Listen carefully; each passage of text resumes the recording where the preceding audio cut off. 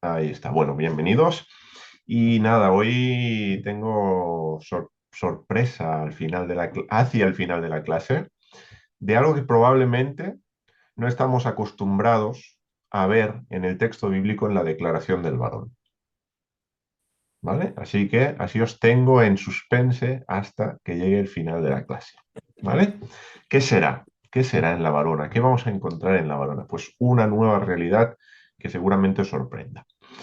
Muy bien, queridos, pues vamos a continuar con lo que estamos viendo. Antes, aprovecho para recordar calendario, ¿de acuerdo?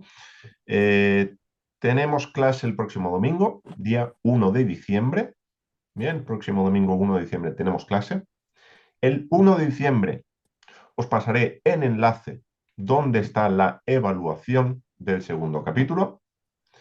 Esa evaluación son 20 preguntas, igual que la evaluación de Génesis 1, solo que en esta ocasión están en una sola hoja. De manera que lo que vais a hacer es, ya sea en papel o ya sea en el ordenador, a través de un documento de texto, vais a poner pregunta número 1 y vuestra respuesta. Pregunta número 2, vuestra respuesta. Cuando las tengáis completas, me las mandáis. Por supuesto, me las tenéis que mandar antes de la clase que vamos a tener el día 15. ¿De acuerdo? El día 15 de diciembre volvemos a tener clase. El 8 no. ¿Por qué? Para que tengáis 2 semanas para poder hacer la evaluación y si queréis aprovechar el tiempo que normalmente tenéis de clase el domingo para hacer la evaluación, es por ese motivo que dejo libre el 8, ¿vale? Además de que estaré fuera, pero coincide que además ya igual lo iba a hacer de esta manera. Y el 15 de diciembre tenemos clase con la corrección de la evaluación, ¿vale? Así que hagáis la evaluación o no la hagáis, no os perdáis la clase porque sea de una manera o sea de otra, os recordaremos contenido, ¿vale? Que siempre viene bien. Con lo cual, 1 tenemos clase, el 1 os paso el enlace con la evaluación, el 8 no hay clase, hacéis la evaluación, el 15 tenemos clase, corregimos la evaluación. ¿De acuerdo? Muy bien, pues todo claro. Nos vamos entonces a la declaración del Adán. Bueno, la declaración nos queda un poquito antes de la declaración del Adán, porque vamos a ver la última parte cuando Dios trae a la varona al Adán. Que esa parte no la vimos y parece que podría no estar y el texto no cambiaría en absoluto. Bueno, pues esas son las frases que a mí me gustan porque si están es por algo y si no estuvieran cambiaría radicalmente el sentido del texto. Bien, pues sí deberíais estar viendo ya la presentación, así que vámonos adelante. Dios le trae a la varona, al Adán. Bueno, esta frase ya hemos visto Génesis 2, el verso 21, y en la clase pasada vimos también todo el verso 22, edificó Adonai Elohim con el costado que tomó de la dama una varona. Bien, nos queda la última frase, que la frase es esta que tenemos aquí. Permitidme que me voy a poner la pizarra para poder marcaros lo que tenemos. Dame un segundo, que se me olvidó conectarla. Así que voy a quitar la luz esta y voy a enchufar la pizarra y así os puedo marcar. Y aprovecho mientras se conecta para darle paso a Leonel a la clase. Muy bien. Ven, ahí va. Vale. A ver si quiere escribir. Aquí, perfecto. Entonces, ya la tenemos conectada. Esto es lo que quería para poder escribir y así os puedo ir marcando lo que vamos viendo, como siempre. Entonces, la frase que vamos a empezar a analizar es, y la trajo al Adán. En hebreo es esta última parte del verso 22. Dice, vieja el Adam. Vieja el Adam. El vieja es y la trajo.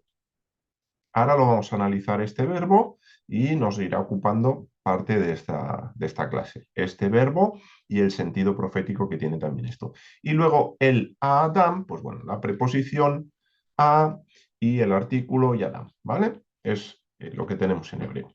Entonces, vamos a tomar el verbo vieja Os lo pongo aquí en grande. Como siempre, lo analizamos gramaticalmente, así nos vamos familiarizando con el hebreo y los que estáis estudiando hebreo, el sistema verbal, pues ya vais a poder también entender qué tenéis delante. Se trata de un ifil. El ifil dentro del sistema verbal hebreo es una voz causativa, es decir, el sujeto eh, causa que otro lleve a cabo una acción, ¿vale? Por eso es y la trajo.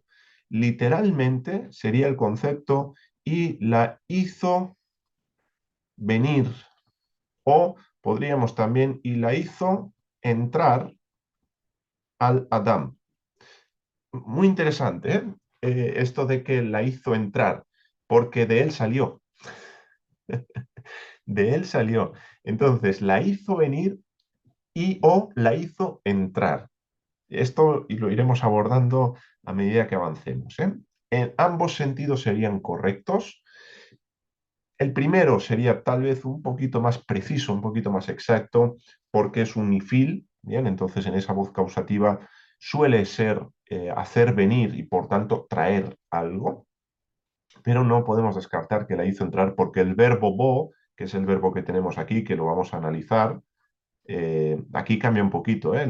Es un verbo, una raíz débil, y bueno, mantiene la alef y la bet, pero tiene una baf también esta raíz. Y este verbo suele traducirse tanto como venir, bueno, ir a veces, también ir, venir y entrar. Básicamente tiene algunas otras acepciones, es un verbo bastante polisémico, pero estas son las principales, ¿de acuerdo? Así que bueno, por ahí ya se va perfilando algo bien interesante, que es hacer entrar a la varona en el Adam de vuelta, ¿eh? Es maravilloso. Entonces, bueno, como os decía, pues tenemos el ifil, es un bayictol, es decir, un tiempo en este caso perfecto, una acción completada en la tercera del masculino, porque es Dios quien está llevando a cabo la acción, más el sufijo pronominal de la tercera del femenino, es decir, la hizo entrar a ella, a la varona. Eso queda claro. Entonces, bueno, como os he dicho, cuando el verbo está en ifil, como es el caso, suele traducirse por el verbo traer, ¿no? Básicamente, y iremos viendo textos que también tienen esta acepción, el mismo verbo. Entonces, hay una conexión en este verbo, antes de nada, antes de pasar a la siguiente diapositiva, os digo que este verbo, conjugado tal y como lo tenemos conjugado aquí, solo aparece una vez más en la Biblia. Entonces, son dos veces que aparece. Hay otras dos ocasiones donde aparece el verbo, pero aparece con otra yod aquí, ¿vale? Si os fijáis, es lo mismo, son las mismas consonantes, simplificadas por supuesto, y aquí tiene una yod y con una yod aparece dos veces. Pero sin esta yod aquí, ¿vale? Que sería una materlección y sin lectura defectiva que se le llama, solo aparece una vez más. Por lo tanto, esta composición de consonantes la tenemos dos veces en la Biblia hebrea. ¿Cuándo es la segunda vez que aparece? Pues bien, la segunda vez que aparece este verbo con esta construcción de consonantes y esta construcción de vocales es en Génesis 24:67. ¿Qué pasa en Génesis 24:67? Pues pasa que Isaac conoce a Rebeca y Rebeca conoce a Isaac, ¿eh? Para los que ayer estuvisteis con la Parashá Hayei Sarah, bueno, pues esto es parte de esa porción. Ayer nosotros aquí en Elegido la estuvimos comentando, la estuvimos pues no estudiando en profundidad, pero sí comentando y compartiendo al respecto. Y dice lo siguiente el verso. Y la trajo Isaac a la tienda de Sara, su madre, y tomó a Rebeca, tomó a Ribca, y fue para él por varona. Y la amó. Y se consoló Isaac después de su madre. Literalmente es lo que dice el texto. Bien, quiero llamaros la atención sobre y la trajo, que es el mismo verbo, la misma construcción, este vieja que tenemos aquí y que teníamos también en Génesis 2, cuando Dios trae a la varona al Adán o la hace entrar, también podríamos decir, y la hizo entrar Isaac a la tienda de Sara. Como veis, tiene todo el sentido. Hoy la hizo venir Isaac a la tienda de Sara, su madre. Interesante que justamente sea Génesis 2 y Génesis 24, en esta ocasión donde Isaac conoce a Rebeca, que aparezca el mismo verbo con la misma construcción. ¿Por qué? Porque en este episodio Isaac y Rebeca van a establecer un vínculo de matrimonio, va a aparecer un amor del esposo hacia la esposa, un verbo que no tenemos anteriormente en otros matrimonios. Por ejemplo, Adán y Eva no dice que la amó, dice que la conoció, pero no que amó. Luego, creo que ya la siguiente vez donde aparece un vínculo matrimonial, si mal no recuerdo, bueno, con Caín, Caín también dice que conoció a su esposa, no dice que la amara, pero ya el siguiente, si mal no recuerdo, sí, tenemos a Abraham y a Sara. Pues Abraham y Sara no se dice que Abraham amase a Sara, se dice que no creo que ni siquiera que la conoció, creo que ni siquiera se emplea el verbo en este caso. Pero cuando aparece Isaac, cuando aparece Rebeca en escena, ahí sí aparece que la amó. Por lo tanto, tenemos el amor, algo, un ingrediente que va a ser necesario y pertinente para entender la relación que Dios quería establecer entre la varona y el varón en Génesis 2 y la sombra que eso proyecta con respecto, como ya hemos dicho en otras ocasiones, entre el Mesías como figura del esposo y la Eclesía, es decir, la reunión del pueblo de Dios como la esposa. Vamos a continuar trabajando con esa idea porque Dios está edificando la esposa, ¿eh? Igual que hizo en Génesis 2. Así que, bueno, esto es lo que tenemos aquí, un vínculo entre el varón y la varona, Isaac y Rebeca, y aquí nos va a ayudar también la gematría a ir confirmando y estableciendo este principio del amor entre el varón y la varona, entre Isaac y Rebeca, entre el Mesías y la Eclesía, la reunión del pueblo de Dios. Bien, cuando hablamos de gematría, solamente por recordarlo, hablamos de que es un método de exégesis, de interpretación basado en el valor numérico de cada consonante del alefato. Yo no soy partidario, y lo sabéis, de compartir simplemente esto por curiosidad, por sensacionalismo, porque tenemos que buscar un conocimiento oculto. No. Solamente creo que es una herramienta que bien usada puede aportar información a otras cosas que la Biblia ya dice. Y por lo tanto, no solo información, sino confirmación de lo que tenemos en la Biblia ya. ¿Eh? Si utilizamos la gematría, como utilizamos los midrashim, como utilizamos los targumim, cualquier otro tipo de herramienta para descubrir cosas que la Biblia no dice, yo ahí no estoy en ese partido, no me vais a ver jugar, ¿eh?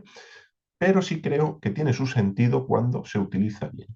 Y aquí lo vamos a utilizar viendo el valor numérico que tiene es el verbo vieja, porque nos aparece en Génesis 2, nos aparece en Génesis 24, y me pregunté, digo, bueno, ¿cuánto vale esta palabra? Pues esta palabra vale, la VAF vale 6. Ya sabéis que cada consonante, esto lo hemos hecho anteriormente, ¿eh? Solamente por si hay alguien que tal vez no conoce o no está familiarizado con cómo funciona la gematría, básicamente es que cada consonante tiene un valor numérico. ¿Por qué? Porque en hebreo no teníamos números. De hecho, no, bueno, a día de hoy sí se utilizan los números que utilizamos todos, pero en su tiempo los números eran los nombres directamente.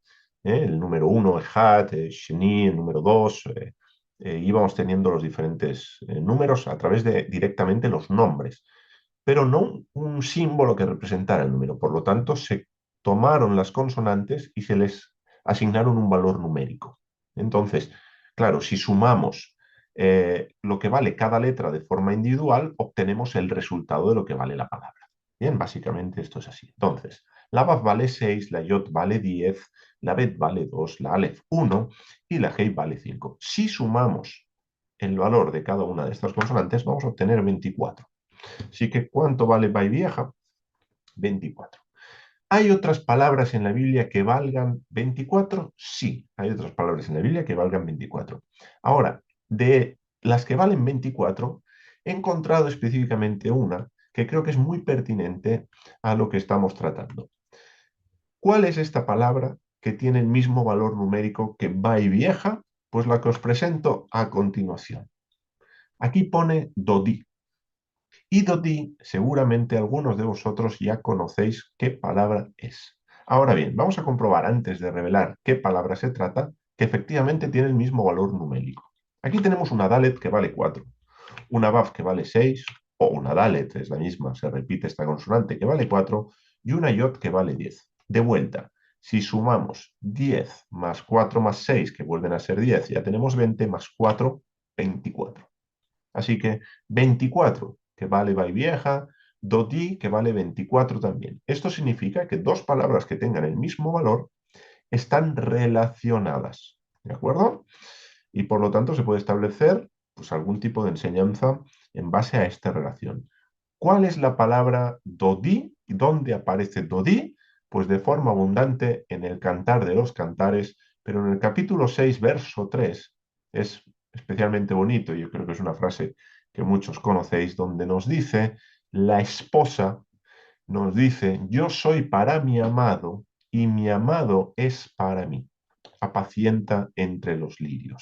Entonces, fijaros, la palabra mi amado, que aquí se repite dos veces, es la palabra dodi. Aquí la tenemos con una preposición para y aquí con la conjunción copulativa y, pero dodi, que se repite además dos veces, es la palabra que vale 24 y que tiene que ver y tiene relación con la palabra y la trajo. Bien, por lo tanto, volvemos a esa idea que tenemos ya en Génesis 24, donde Isaac ama y hay una relación de amor, y por tanto Isaac, en base a esta relación que tenemos a través de la gematría, se convierte en el amado. Y la relación entre Isaac y Rebeca se puede entender también como una sombra, como estaba diciendo hace un momento, entre esa relación entre el Mesías y la Eclesía, la reunión del pueblo de Dios, donde también el cantar de los cantares no deja de ser figura y sombra de lo mismo. O sea, es algo, bueno, me parece precioso, ¿no? Me parece muy bonito porque no solo es una cuestión romántica, sino que lo que se establece aquí es una relación de pacto, porque el matrimonio, recordemos que siempre se establece en torno a un pacto. Dame un segundito que tengo aquí aquí le estoy dando paso a un alumno. Muy bien, entonces, bueno, empieza a dibujarse una temática que seguirá dibujándose sobre todo en torno a la declaración que el varón va a hacer. Cuando lleguemos a la declaración del varón, en esas palabras aún se nos va a revelar con mayor magnitud, si cabe, esta relación que tenemos aquí de los amados, del esposo y la esposa, y de este cantar por excelencia, que es un cantar de la esposa a su amado, donde el amado también va a intervenir en alguna ocasión, por supuesto. Entonces, bueno, me parece más que curioso ver cómo Dios trae a la varona, al Adán, para que haya una relación de amor, más allá solamente de verlos como esos gobernantes, de verlos como aquellos que tienen que llevar a cabo esa multiplicación. Bueno, pues hay un vínculo, hay un pacto matrimonial que Dios quiere establecer. Por eso también hablábamos en versos anteriores de esa idea de la ayuda conyugal, y la idea de cónyuges como también un matrimonio. De hecho, no es una idea nueva, ni mucho menos, que en esta primera pareja tenemos la institución del matrimonio. Pues bueno, lo vemos también a través del texto bíblico, a través de la geometría, nos va confirmando precisamente lo que ya tenemos en Génesis 2 y nos conecta con un episodio como es el de Isaac y Rebeca, y la relación que se establece entre ellos, que no me voy a meter, por supuesto, pero da para mucho ver eh, esa relación precisamente como la esposa está en el exilio, está fuera de la tierra prometida, el esposo está en la tierra, pero viene al encuentro de la esposa se cae del camello, literalmente se cae del camello cuando ve al esposo. Bueno, son desposados en ese momento, van a ser esposos ya después de que Isaac la introduzca en la tienda y la ame, etcétera, etcétera. Pero bueno, ahí tenemos esa relación también entre el varón y la varona en Génesis 2. Ahora, ¿cuál es la lectura profética? ¿Cómo podemos ir dibujando esto a través de esta lectura de Génesis 2. Pues bien, dice el texto que la trajo al Adán. Entonces ya estuvimos trabajando y algo mencioné, solo tal vez este punto es un poco a nivel de recordatorio y de afianzar esa idea de esa lectura profética que tenemos aquí. ¿Por qué? Fijaros, dijimos que, bueno, que Dios hace caer el letargo, ya estuvimos trabajando con el letargo, hace dormir el sueño de la muerte a nivel simbólico y lo conectábamos proféticamente con la muerte de Jesús, la muerte del Mesías. Tomó uno de sus costados y cerró la carne en su lugar. Y de ahí edificó Adonai Elohim con el costado a una varona y la trajo al Adán. Entonces, vemos que hay como unas fases que os voy a dibujar aquí de manera muy sencilla. Tenemos al Adán y me vais a permitir que lo dibuje así muy recto, porque recordaréis que dijimos que la palabra tzela era la palabra costado, lado. Así que bueno, tomó uno de estos lados, uno de estos costados. Este sería bueno, primero lo duerme, ¿eh? Digamos que lo deja dormido, le vamos a poner aquí las Z, Z, Z.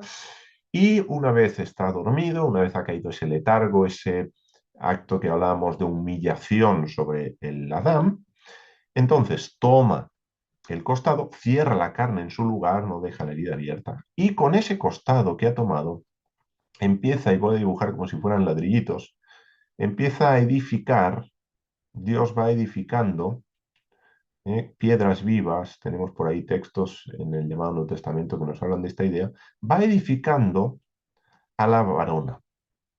Porque es lo que luego nos va a decir el texto, fijaros, dice, y edificó con el costado que tomó del Adán a una varona. ¿Qué es lo que está edificando? ¿Qué es lo que está construyendo? Pues está construyendo a una varona. Cuando esta obra, voy a poner aquí ya como si fuera un edificio, fijaros, le voy a poner pelo largo para que distingamos. Entonces, imaginaros todo esto como un edificio, una construcción que Dios ha edificado, es la varona, ha terminado de edificar, y cuando termina de edificar la varona, dice que la trajo al Adán, la hizo venir o la hizo, perdona, aquí no apunté venir, la hizo venir o la hizo entrar. O sea que la saca un costado del costado, edifica la varona, y luego podríamos, de alguna manera, si me permitís, imaginaros que aquí tenemos el Adán. Y si tomamos esta acepción que la hizo entrar aquí, tendríamos a la varona. De tal manera que serán uno. Por tanto, dejará el hombre a su padre, a su madre, a su mujer, serán una carne. Bueno, ¿de qué está hablando?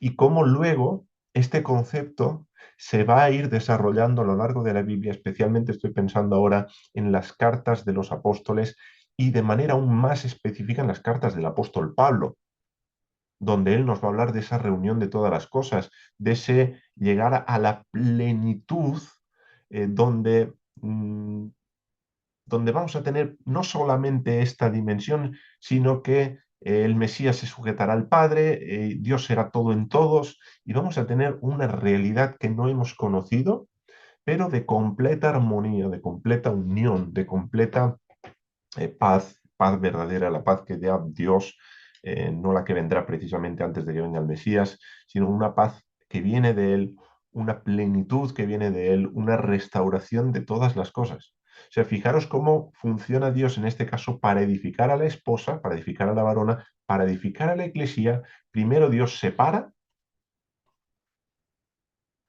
saca al costado, para luego volver a unir.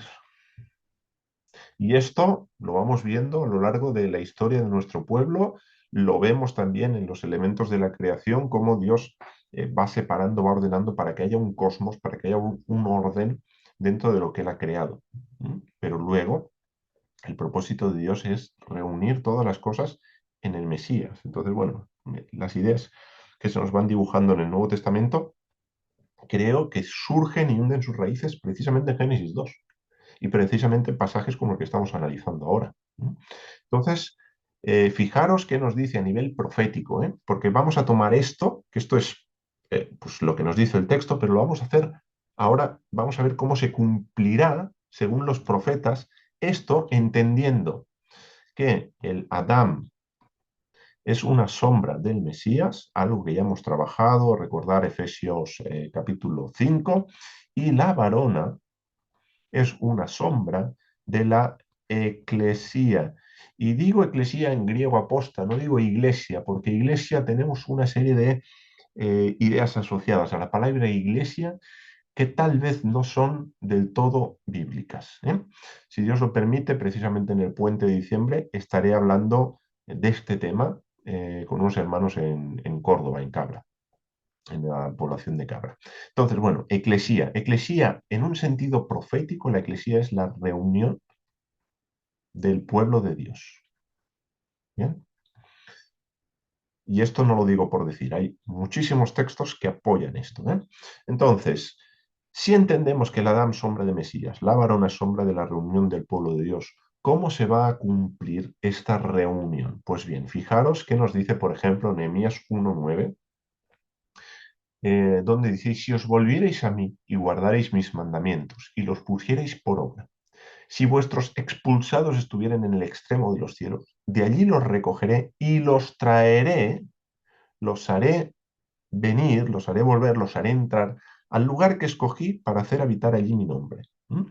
Aquí, aunque tenemos otra conjugación, porque evidentemente para empezar lo tenemos en plural, el sufijo pronominal, los haré volver a ellos, mientras que en Génesis 2 Dios hace volver a la varona, a ella. Entonces ya tenemos un cambio ahí, pero el verbo es el verbo go, que es este mismo verbo, solo que conjugado de otra forma. Es el mismo verbo que tenemos en Génesis 2, ¿eh? Por lo tanto, vemos que Dios promete hacer volver, traer de vuelta, traer de regreso a los dispersos de su pueblo. Fijaros que aquí, cuando Dios saca del costado y del costado empieza a edificar, este costado está fuera, está aparte de lo que sería el Adán. De la misma manera, ¿por qué Dios va a hacer volver? Fijaros lo dice, vuestros expulsados estuvieran en el extremo de los cielos, es decir, aunque estén realmente lejos, es la idea, una hipérbole, lo que está utilizando aquí, yo los haré volver. ¿Por qué? Porque van a estar en dispersión. De hecho, estamos en dispersión, estamos en el exilio. Solo hace falta que ver la actualidad para darnos cuenta de que esta promesa, de que esta profecía aún no se ha cumplido. Ni se cumplió en 1948, ni se cumplió en Nehemías, ni mucho menos con el retorno de Esdras y Nehemías, ni Zorobabel, ni ningún retorno ha sido el cumplimiento, y cuando hablo de cumplimiento me refiero al cumplimiento pleno, por supuesto, de esta profecía. Esto está por cumplirse todavía. Por lo tanto, la Iglesia, la reunión del pueblo de Dios, aún está siendo edificada. Y de ahí la importancia de edificarnos los unos a los otros. Porque hasta que el edificio no esté terminado, hasta que la esposa no esté sin mancha y arruga, pues no va a llegar el momento de que Dios diga, venga, es momento de regresar, de volver, y volver a la tierra va a implicar volver al Mesías, el Rey, y va a implicar volver a Dios, es decir, en esa reunión de todas las cosas, ¿eh? Otro texto donde nos dice lo mismo, quiero tomar mucho tiempo aquí porque quiero avanzar. Ezequiel 34:13, los haré salir de los pueblos, los reuniré de las tierras y los traeré a su terreno, ¿eh? Y los pastorearé en los montes de Israel, por las riberas, en todas las moradas de la tierra. Entonces, vemos el mismo verbo, los traeré, aquí es solo para tener más de un testigo, 2, 3 testigos son los que son válidos para aceptarlos en un juicio, ¿eh? Y tienen que concordar entre ellos, no se pueden contradecir. Pues bueno, ya tenemos dos. Y un tercer texto, Ezequiel 37, el Valle de los Huesos Secos, ¿eh? Pues el Valle de los Huesos Secos además utiliza justamente en este pasaje un lenguaje de resurrección y entiende la resurrección como un salir de las naciones, un salir de los pueblos. Lo leo sin interpretar, ¿eh? Dice, por eso profetiza y diles, así ha dicho el Señor Adonai, mira, yo estoy abriendo vuestros sepulcros y os haré descender de vuestras sepulturas, pueblo mío, y os traeré al terreno de Israel. Pues bien, estos sepulcros y estas sepulturas son los pueblos. Leed el verso anterior, creo que es el 11, si no el siguiente, donde esa idea queda clarificada por el contexto. Y de vuelta, pues bueno, y os traeré a vosotros, ¿eh? Es lo que tenemos aquí, etchem, os traeré a vosotros, y por lo tanto, claro, de vuelta el verbo bo, recordemos la bet y la alef, muchas veces falta la baf, porque el verbo es parte de una raíz débil, pues conjugado de vuelta de otra forma, en este caso una primera persona, ¿eh? Yo traeré y yo traeré a vosotros, yo os traeré al terreno de Israel, Atmat Israel. Bien, entonces, bueno, es lo que está profetizado. Tenemos otros textos, tenemos textos en los llamados profetas menores, en Zacarías también se nos habla de esta idea, algún otro profeta también lo menciona, y luego hay otros profetas donde también tenemos la idea, pero no el verbo empieza a ser os haré subir, os haré ascender. ¿Eh? Similar, pero no igual. Entonces, con el verbo bo, con el verbo traer, con el verbo venir, con el verbo entrar, que tiene otras implicaciones, son estos textos y algunos otros que también hay en la Biblia hebrea. Por lo tanto, de la misma manera que Dios edificó a la varona y luego la trajo al Adán, también está edificando a su pueblo y nos traerá a la tierra, nos traerá el Mesías y en última instancia nos traerá a él. Bueno, tendremos esa plenitud que no es otra cosa que esa nueva Jerusalén que tenemos descrita en el llamado libro del Apocalipsis o Revelación. ¿Eh? Así que esta idea es de alguna manera, la lectura profética que podemos hacer de Génesis 2 a través de esa frase de y la trajo al Adán. ¿Eh? Ahora, nos vamos para ir cerrando con la declaración del Adán. No nos va a dar tiempo a verla entera, porque la declaración del Adán parece muy sencilla, pero no lo es, y además se puede dividir en varias partes. Entonces, vamos a ver lo que nos dice el texto y luego vamos a analizar la primera parte. Y es aquí, si es que esto pues todavía no os ha cautivado, es aquí cuando yo os decía al inicio de la clase, vamos a ver algo, vamos a ver de una manera diferente a la varona, porque hasta ahora la hemos visto como una mujer, la hemos visto y la estamos empezando a ver como una esposa, la estamos viendo también como un edificio. Fijaros todas las realidades que se están conjugando en la varona. Esposa, edificio, mujer. Entonces, nos faltan aún facetas en esta varona y vamos a descubrir una faceta que, vamos, raras veces creo que no recuerdo ninguna ocasión que alguien me haya mencionado esta faceta de la mujer, en este texto. Entonces, en otros textos sí, pero en este rara vez se ve. Entonces, vámonos con la declaración y empezamos a ver de qué se trata. Bien, cambiamos ya de verso. Seguimos dentro del fragmento de Génesis 2, 18 al 25, el varón y la varona. Pero ya si nos vamos al verso 23, donde nos dice el texto, bueno, y dijo el Adán, esta es esta vez hueso de mis huesos y carne de mi carne, a esta se llamará varona, porque del varón fue tomada esta. Bueno, probablemente en la Biblia que tú utilices no tienes esta reiteración del esta, pero es que en hebreo está. Fijaros, tenemos aquí zot, luego tenemos lezot y zot. Zot es este demostrativo, que lo tenemos 3 veces en el verso 23. Por eso, esta y esta. ¿Eh? Si está es por algo. Si está es por algo. Entonces, creo que es lo más honesto traducirlo, porque lo tenemos y lo tenemos 3 veces. Y dices, bueno, es que nos ponemos pesados. Bueno, pues pesado se pone el texto hebreo. Yo no tengo que quitarle si se pone pesado o no pesado. Eso no es mi tarea, sino es traducir tal como venga el texto hebreo. Y tiene un sentido que tenga esta repetición. Todo en la Torah tiene sentido. Por lo tanto, respetemos el texto, en este caso, el texto hebreo. Pues bien, esta es esta vez hueso de mis huesos, carne de mi carne. Esto es lo que vamos a analizar, porque si os dais cuenta, la declaración del Adán tiene esta primera parte y luego tiene una segunda parte. A esta se llamará varona porque del varón fue tomada esta. Entonces, vamos a analizar esta parte y Dios mediante, creo que seguramente en la próxima clase analizaremos la siguiente la siguiente frase y ya, pues por eso dejará a un varón a su padre y a su madre y estaban ambos desnudos, el Adán y su hermano no se avergonzaban. Y cerraremos el capítulo 2 Dios mediante la próxima clase, y tal vez, no prometo nada, hagamos una especie de resumen de la lectura simbólica.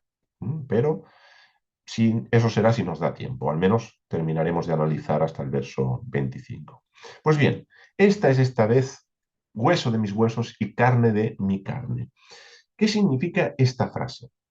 Porque lo que habitualmente se suele entender es, bueno, desde un punto de vista lógico, Adán no está diciendo nada que no haya pasado, es decir, eh, Dios toma el costado y normalmente como tenemos costilla por ahí, pues decimos, ¿ves? Pues la costilla es el hueso.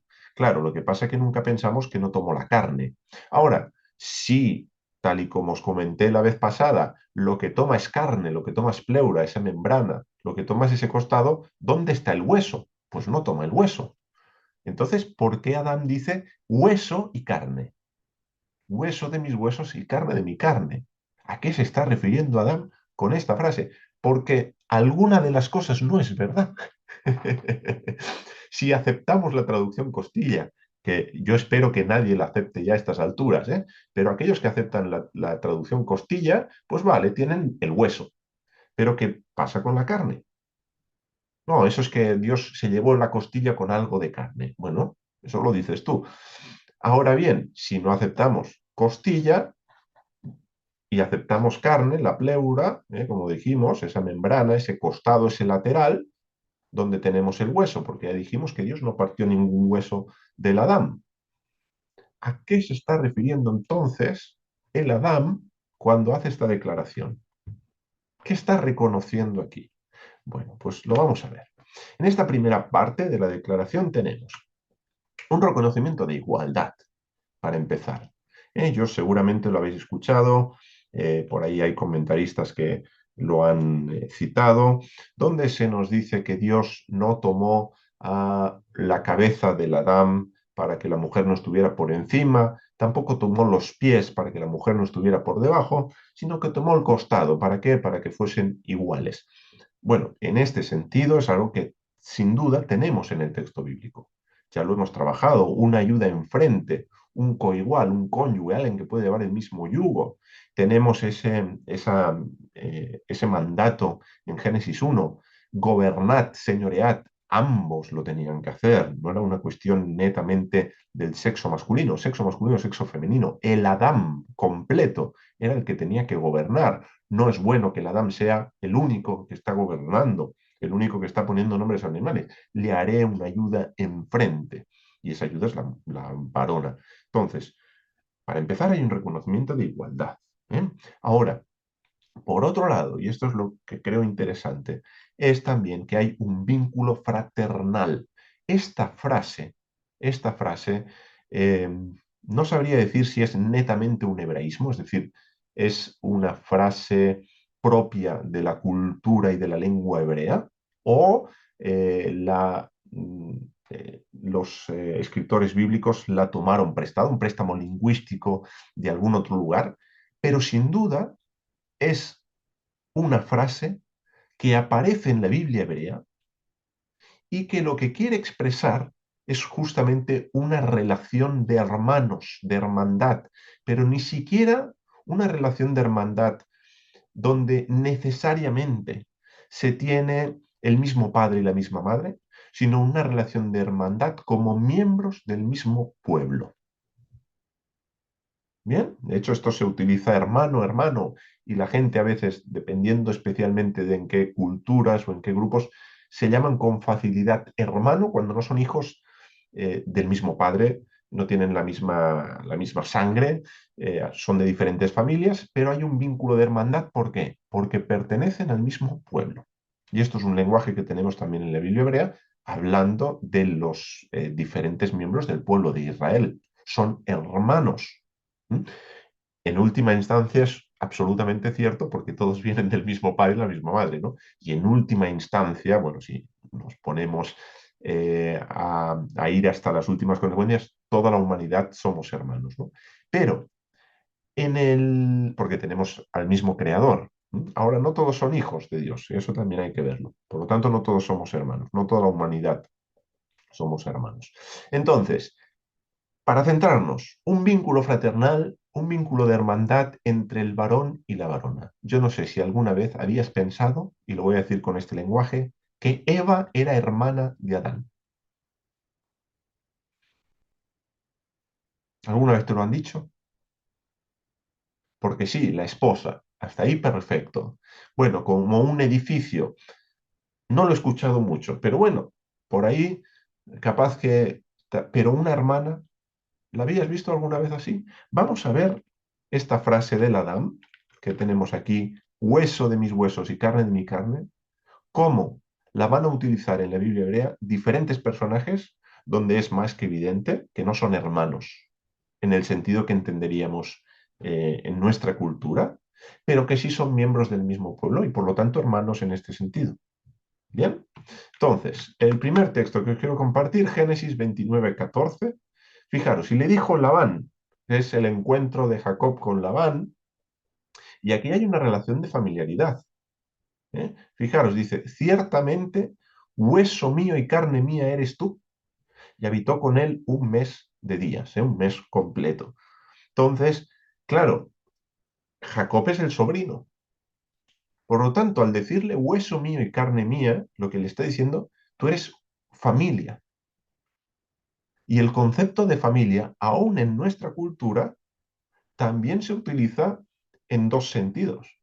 Se utiliza, o al menos en dos sentidos, ¿eh? Se utiliza en el sentido de sangre, de genética, de descendencia física de alguien y pertenencia por vínculos de sangre, pero también se utiliza en un sentido simbólico. Es mi familia. ¿Por qué? Porque hay un vínculo tan estrecho, una relación tan íntima, que al otro, aunque no tenga la misma sangre, se le considera como si fuera de la familia. Y también se utiliza en ese sentido. En este caso sí, hay un vínculo de sangre entre Jacob y Labán. Y este primer texto nos empieza a introducir en esa relación de familia. Seguimos con otro texto. Jueces 9:2. Dice, hablad ahora a oídos de todos los Baales de Siquem. ¿Qué es bueno para vosotros? ¿Os gobernarán 70 hombres, todos los hijos de Jerobal, o os gobernará un varón? Recordad, y aquí la frase, que yo soy hueso vuestro y carne vuestra. Bueno, ¿qué tenemos aquí? El texto es Jueces 9:2, y lo que tenemos en Jueces, en el capítulo 9, es Abimelech, ¿eh? hijo de Jerobal, que fue a Siquem y va a los hermanos de su madre. Fijaros, a los hermanos de su madre, y habló con ellos y con toda la familia de la casa del padre de su madre. Y les dice precisamente esto. ¿Qué os parece mejor? Entonces termina diciendo, yo soy hueso vuestro y carne vuestra. Por lo tanto, esta frase, en este texto, ya no solo es una cuestión de familia, como en el caso tío-sobrino, que teníamos en el verso anterior, sino que aquí es familia y ahora sí, en una relación de hermanos. Bien, por lo tanto, si nos damos cuenta, es un lenguaje que se utiliza entre la familia. Luego el Adán lo que le está diciendo a la varona, eres mi familia, eres mi hermana, eres mi esposa, eres mi amada. Bueno, vamos pensando en todas estas ideas porque es que luego en la Biblia nos las vamos a ir encontrando. Y todas ellas las tenemos presentes ya en Génesis 2. Otro texto, segundo libro de Samuel, capítulo 5, verso 1. Dice, vinieron todas las tribus de Israel a David, a Hebrón, y hablaron diciendo, míranos, nosotros somos hueso tuyo y carne tuya.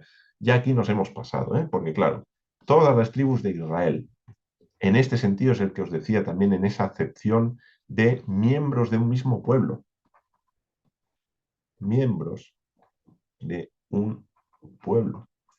Fijaros cómo tenemos hueso tuyo y carne tuya, el mismo lenguaje de Génesis. Y aquí es evidente que no les está diciendo, aquí y en los otros dos textos que hemos leído, que nadie pensaría que Dios ha tomado un costado de David y del costado de David ha edificado las tribus de Israel. Esto no se nos ocurriría pensar y que por tanto tiene una dimensión literal.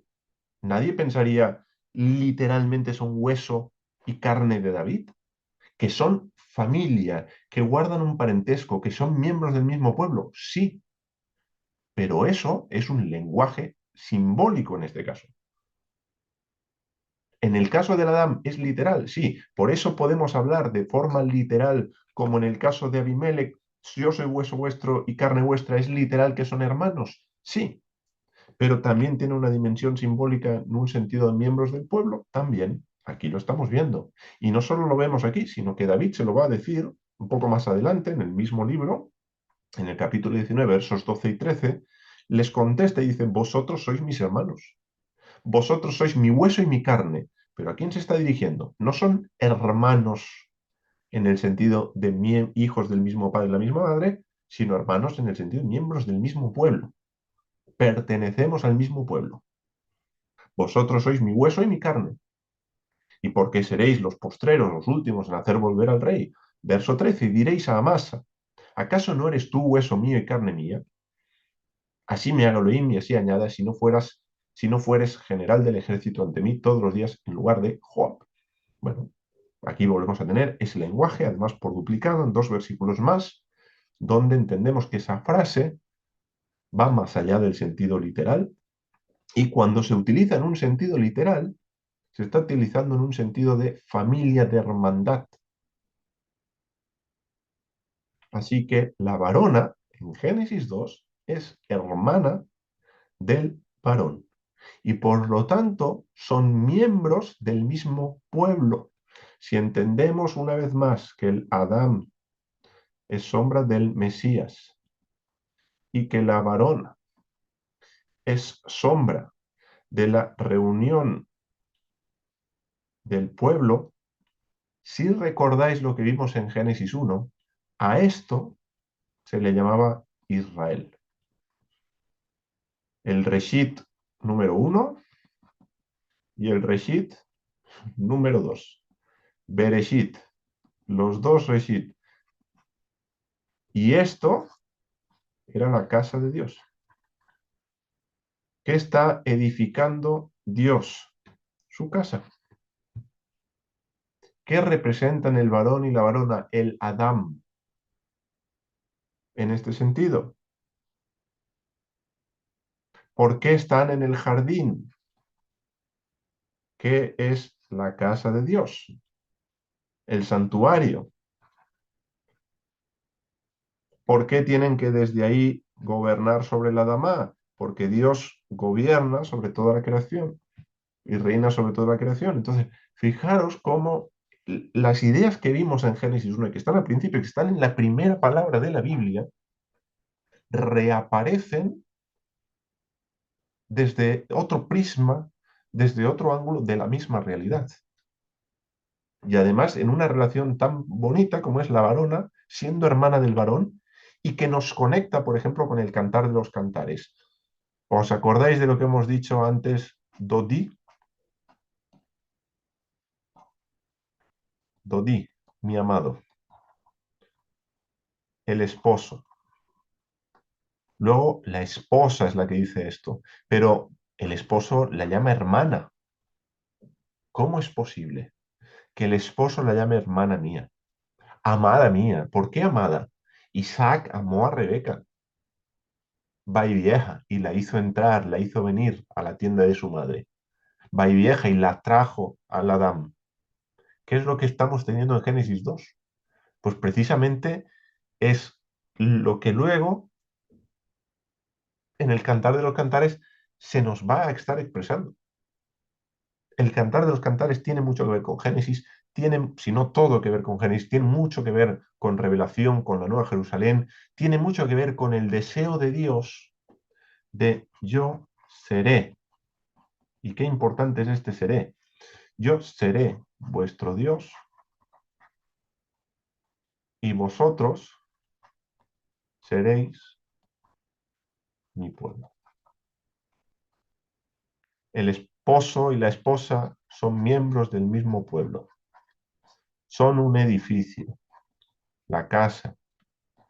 Se habla de, en el llamado Nuevo Testamento, precisamente se utiliza esta frase, miembros del cuerpo del Mesías, del cuerpo de Cristo. Se nos dice, Cristo es la cabeza y vosotros sois miembros de su cuerpo, que es la varona. Cuando está acabada, la hace entrar en el varón. Bueno, ¿qué más os puedo decir? Es que, en fin, es tremendo, es tremendo. Esto que tenemos aquí tiene que ver con el plan de Dios, que ya empezamos a ver en Génesis 1 y que en Génesis 2 se nos sigue dibujando, coloreando, pintando de esa forma tan hermosa y con un relato que como lo leamos de pasada, qué desperdicio. Si leemos solamente de pasada, qué desperdicio. Leamos y pongamos todo nuestro ser en lo que estamos leyendo. Y si no lo entendemos, pidámosle a Dios que nos dé revelación de lo que estamos leyendo. Porque es fundamental que Él nos dé revelación de lo que hay en las Escrituras, en la Biblia. Fundamental. Así que bueno, ¿qué más? Seguiría, pero ya se nos va la hora. Así que bueno, semana que viene, si Dios lo permite, seguiremos con la siguiente parte de la declaración del varón y acabaremos de analizar el capítulo 2 de Génesis.